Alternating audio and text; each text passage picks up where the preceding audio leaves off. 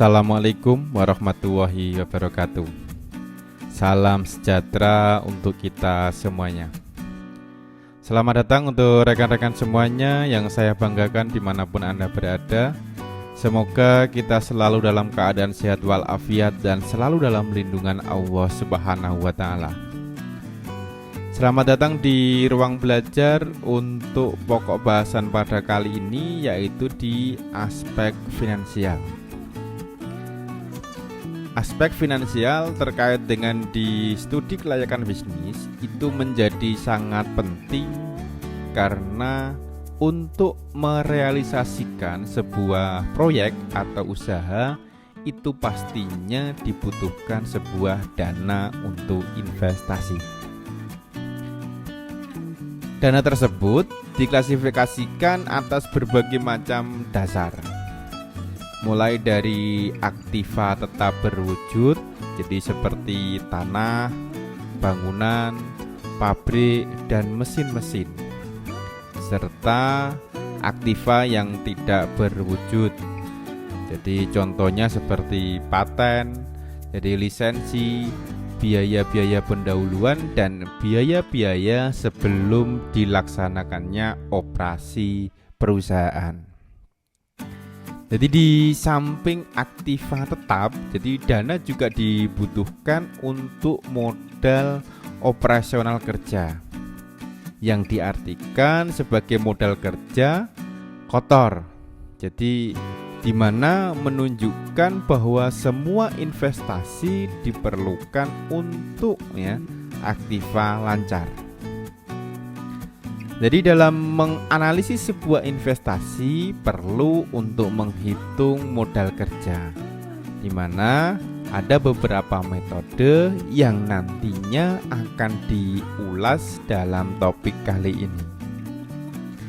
Maka dari itu, jadi kompetensi dasar yang dibutuhkan pada ulasan topik kali ini adalah Anda mampu menganalisis aspek keuangan dari rencana bisnis yang nantinya akan Anda buat, sehingga kemampuan akhir yang nantinya akan diharapkan Anda bisa memahami dan menjelaskan terkait dengan di aspek keuangan dalam perencanaan rencana bisnis.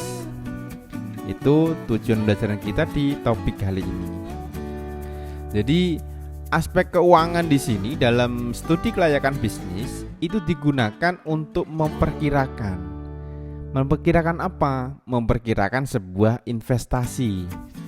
Kalau tadi di awal saya sampaikan bahwa setiap kali aktivitas kerja itu mesti dibutuhkan kaitan dana, baik berupa nanti aset tetap, aset berwujud, aset tidak berwujud, ataupun untuk modal kerja operasional. Jadi dalam menentukan perkiraan investasi di sini, jadi berapa sih investasi yang dibutuhkan? Kira-kira nanti masuk atau tidak, diterima atau tidak. Selain itu juga sebagai sumber pendanaan serta aliran kas masuk. Jadi untuk menentukan dari mana sumber pendanaan tersebut serta aliran kas masuk yang nantinya yang akan terjadi pada kegiatan bisnis kita, sehingga akan diketahui layak atau tidaknya sebuah bisnis tersebut dijalankan. Jadi dapat disimpulkan bahwa aspek keuangan dalam studi kelayakan bisnis itu untuk menentukan perkiraan investasi, sumber pendanaan, serta aliran kas masuk, sehingga dapat diketahui layak atau tidaknya sebuah bisnis. Itu di dalam aspek keuangan. Maka perkiraan dana investasi yang dibutuhkan dalam segi kegiatan bisnis itu ada beberapa pertimbangan. Jadi pertimbangan yang harus diketahui dalam menentukan kebutuhan investasi itu yang pertama terkait dengan di kebutuhan aset tetap. Jadi apa saja sih aset tetap yang dibutuhkan Jadi dalam kegiatan bisnis kita, mulai dari tanah, gedung, mesin, peralatan, dan lain sebagainya. Kemudian kebutuhan akan asetnya tidak tetap atau aset tidak berwujud, terkait dengan di hak paten, kemudian biaya perizinan usaha, kemudian lisensi, dan seterusnya. Serta yang ketiga yang perlu dipertimbangkan untuk kebutuhan investasi adalah di modal kerja. Jadi secara umum modal kerja itu dibagi menjadi dua jenis, yaitu gross working capital and net working capital. Ya. Sebuah kebutuhan modal tersebut bisa diperoleh dari mana? Jadi setelah kita menentukan aspek keuangan, yaitu kebutuhan investasi dengan mempertimbangkan mulai dari aset tetap, tidak tetap, dan modal kerja, maka kebutuhan investasi itu dapat diperoleh dari mana? Jadi yang pertama adalah di membeli sendiri, kan itu. Kemudian bisa juga sewa atau rental. Nah, jadi tanah kita bisa beli sendiri atau menyewa. Gedung juga sama, mesin juga sama, peralatan juga sama. Atau bekerjasama dengan perusahaan lain. Jadi sesuai dengan kebijakan dari perusahaan. Itu dalam memenuhi kebutuhan dari investasi. Ada 3 hal yang perlu dipertimbangkan, kemudian solusi yang nantinya bisa kita peroleh diantaranya ada 3 tadi: membeli, sewa, atau bekerja sama. Jadi lalu bagaimana menentukan kebutuhan dana? Jadi kebutuhan dana untuk aktiva tetap dan aktiva tidak berwujud itu dapat ditaksir. Jadi apa sih dasarnya untuk menaksir kebutuhan dana? Jadi dasar penaksiran kebutuhan dana dalam kegiatan usaha, pendirian usaha, itu bisa dilakukan dengan satu rencana yang terperinci dan spesifikasi yang lengkap. Jadi rencana yang dibuat itu harapannya dibuat secara rinci, serta spesifikasi dibuat selengkap mungkin. Apa yang dibutuhkan, jadi ukuran, volume, dan karakteristik. Jadi disertakan dengan gambar fisik dari asetnya. Kemudian yang kedua adalah pengalaman dari proyek yang sama di tempat yang berbeda. Itu dasar penaksiran kebutuhan dana kita. Kemudian harga-harga di waktu yang lalu, ya, serta daftar harga yang masih berlaku. Dan jika memang tidak ada daftar harganya, perkiraan harga dapat dilakukan berdasarkan harga aset tetap yang sejenis atau hampir mirip. Itu dasar dalam kita menentukan perencanaan kebutuhan dana, ya, terhadap usaha yang nanti kita lakukan, ya. Jadi kebutuhan dana, jadi untuk modal kerja itu misalnya seperti ini. Jadi misalkan sebuah perusahaan akan memproduksi sebanyak 72.000 unit dalam 1 tahun periode. Produksi setiap bulan jadi diperkirakan stabil selama tahun tersebut. Jadi perkiraan biaya untuk 1 unit produk, ya, yang mengandung jadi biaya bahan baku misalnya 1.000, biaya tenaga kerja langsung untuk per unitnya 300 misalkan, dan BOP-nya, ya, misalkan ada di 400, maka dapat diketahui biaya produksinya adalah di 1.700 per unit. Sedangkan harga jualnya berapa? Harga jualnya misalkan 2.500.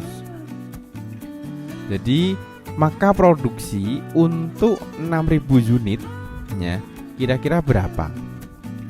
Jadi untuk produksi 60.000 unit, ya, yaitu 72.000 dibagi dengan 12, jadi per bulannya yang diproduksi berapa? Yaitu di 6.000 unit. Maka setiap bulan butuh biaya berapa sih kaitannya untuk proses produksi? Jadi biaya produksi setelah kita tahu rencana yang nanti akan kita produksi selama 1 tahun, kemudian kita bagi 12, ketemulah produksi per bulan. Jadi kalau bahan baku tadi per unitnya 1.000, jadi per bulan itu berarti 1.000 kali 6.000 unit, berarti butuh 6 juta. Biaya tenaga kerja langsung, jadi kalau tadi bisa 300, maka kalau 6.000 unit 300 kali 6.000 1.800.000, begitu juga untuk BOP 400 kali 6.000 2.400.000. Berarti total biaya produksi setiap bulannya ada di 10.200.000. Itu contoh kita mengetahui untuk di kebutuhan dana modal kerja. Jadi lalu dari mana sumber pendanaan jadi perusahaan dapat diperoleh? Jadi kalau di awal tadi, jadi salah satu yang tadi untuk menentukan solusi dalam kita memperoleh aset dalam modal kerja, sekarang adalah terkait dengan di sumber pendanaan. Jadi dalam mencukupi pendanaan untuk kegiatan operasional perusahaan, jadi ada beberapa alternatif sumber pendanaan yang bisa diperoleh. Jadi yang pertama bisa dari modal sendiri. Jadi masing-masing pemiliknya ataupun pemiliknya menyetorkan modal atau bisa saham. Berarti kita menerbitkan sebuah sekuritas surat berharga kepemilikan tentang perusahaan. Kemudian ada di obligasi, utang, kemudian bisa kredit bank, leasing atau sewa guna, atau project finance yang merupakan bentuk kredit pembayarannya didasarkan pada kemampuan proyek melunasi kewajiban finansialnya. Itu beberapa alternatif sumber pendanaan. Jadi apabila dilihat dari asalnya, jadi modal itu kan dapat dibedakan menjadi 2, yaitu modal sendiri dan modal asing.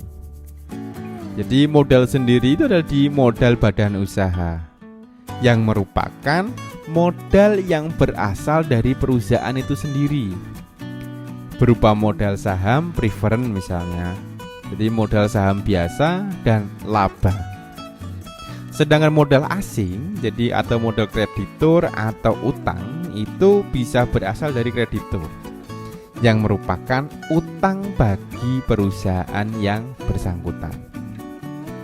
Kemudian kalau dilihat berdasarkan syarat likuiditasnya, jadi menurut jangka waktu penggunaannya, itu modal dapat dibedakan menjadi 2, modal jangka pendek dan modal jangka panjang. Jadi modal jangka pendek itu misalnya kredit wesel, kredit dari penjual, kredit dari rekening koran. Sedangkan modal jangka panjang itu misalnya bisa obligasi, hipotek, ya, modal saham, modal dari perusahaan induk ataupun yang lain. Itu dilihat dari syarat likuiditas menurut jangka waktu penggunaannya.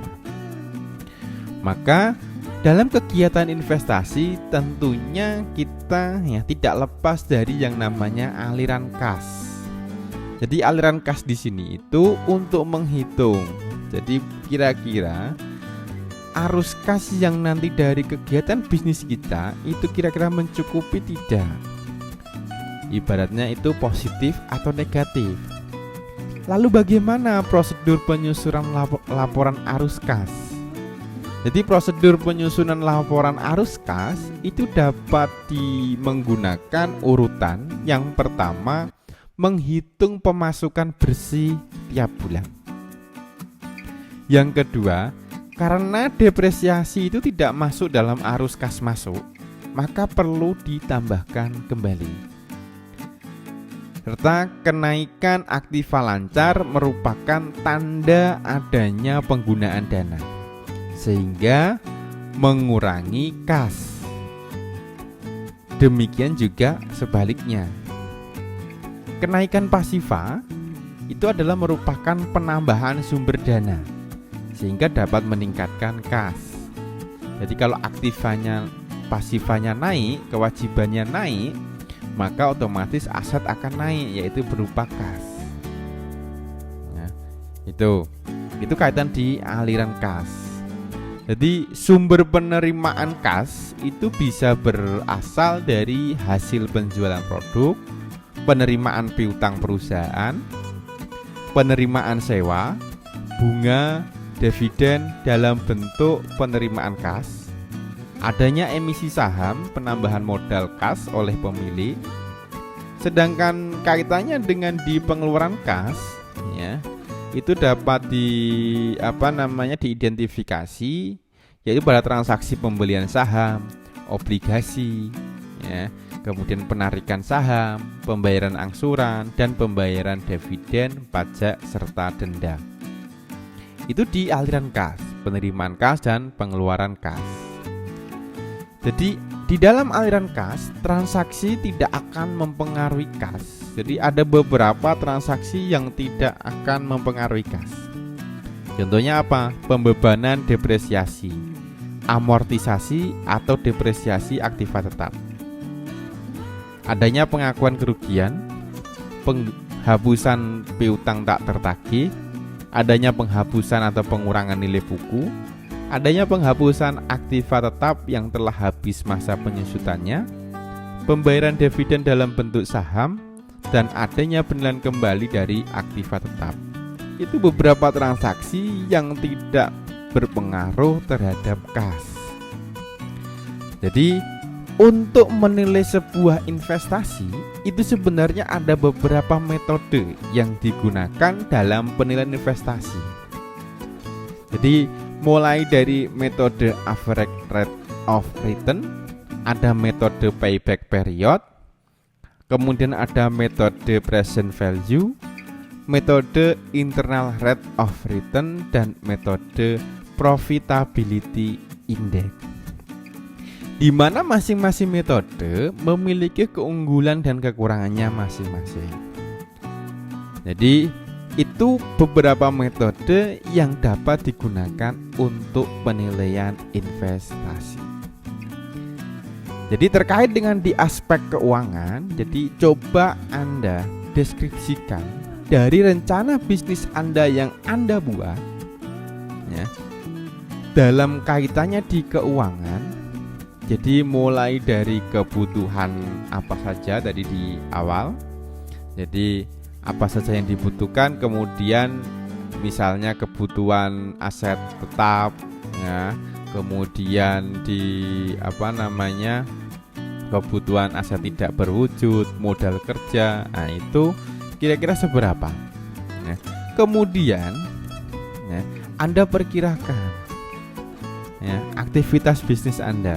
Jadi mulai dari produksi yang dibutuhkan per tahun, kemudian sampai dengan di laporan, ya.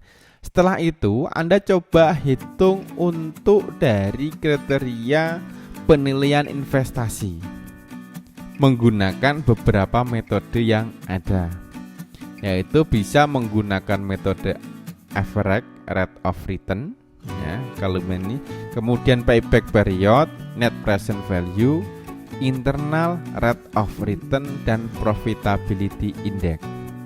Kira-kira investasi yang nanti akan Anda lakukan itu diterima atau tidak, ya. Contoh kaitannya di kegiatan aspek keuangan, ya. Jadi bisa dilihat dari file yang nanti saya lampirkan, ya, dalam aktivitas ini, ya. Sekian dulu untuk ulasan terkait dengan di aspek keuangan. Ya, nanti untuk lebih jelas silahkan dibaca kembali, dan Anda juga, ya, dipersilahkan untuk mencari referensi-referensi yang mendukung pengetahuan Anda terkait dengan di aspek keuangan. Jadi terutama diimplementasi untuk beberapa metode penilaian investasi. Ya, saya cukupkan sekian. Wabillahi taufik wal hidayah. Wassalamualaikum warahmatullahi wabarakatuh.